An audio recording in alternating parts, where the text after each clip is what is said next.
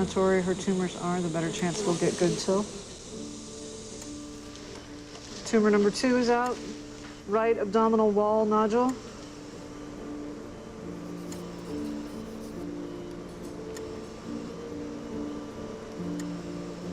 They're both going for TIL. I'll take them both at the same time. Building 10 is incredibly unique. We have labs right next to patient floors. That's symbolic of the work that we can do here. We can go back and forth between bench to bedside in a way that most people just talk about. One more flight, get the cells up to the lab. The ability to seamlessly move between patient and lab is a special feature of Building 10. Bench to bedside is a neat concept. What we mean by that is going from the basic laboratory studies and bringing that to the bedside, to the patient. And then we learn from the patients. And that's the excitement of being a clinical investigator. No place else has a lab and a ward that are integrally linked so that I would be doing my work with my patients, on my patients, in my lab. That joining of the real disease in the person with the scientific question you're dealing with at the bench. That's what the Clinica Center does in a way that's just unsurpassed.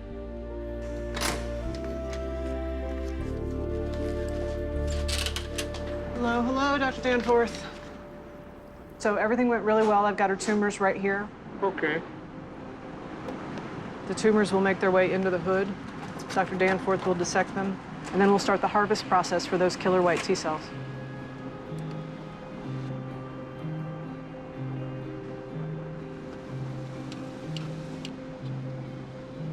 It normally takes about 2.5 to 3 weeks for us to know whether those killer cells that we're looking for are going to grow.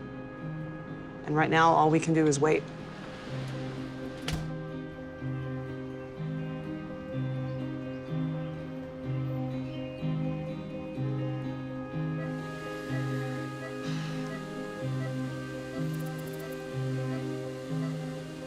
If you need anything, we're here. You just blink your eyes and we'll know, okay? 6 days ago, Bo Cooper received an experimental dose of genetically modified immune cells. Now his doctor, Terry Fry, fears they may be causing a dangerous immune response in his lungs. The challenging part here is that I don't have a crystal ball. Nobody in medicine knows exactly how things are going to play out. My priority right now is to do everything I can to try to make sure that, Bo has the highest likelihood of, surviving this acute event. All right. Is it possible that these CD22 CAR T cells went to the lungs, which were already inflamed, possibly with the leukemia, and they're now in there proliferating? That's certainly a possibility, but in that case, the appropriate treatment would be to give steroids. Because steroids suppress the immune system, they might help reduce the inflammation in Bo's lungs. But they also could prevent the genetically modified immune cells from expanding throughout Bo's body and attacking his leukemia.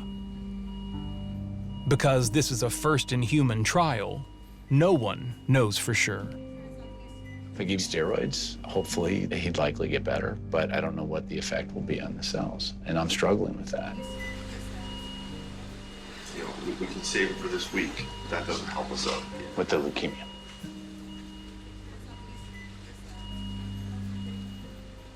It may be that those CAR T cells will still work. We just don't know yet.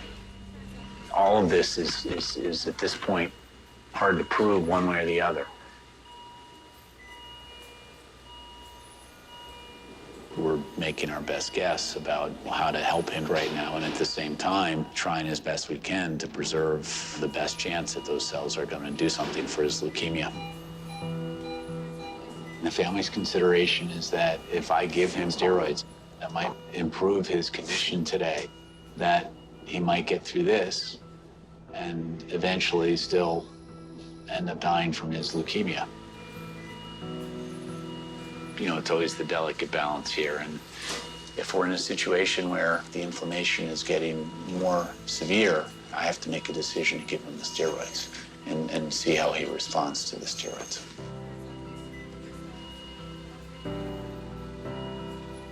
Okay. Thank you, Doc. I'll check in with you guys in a little bit, okay? All right, Irish, I'll talk to you later. Okay.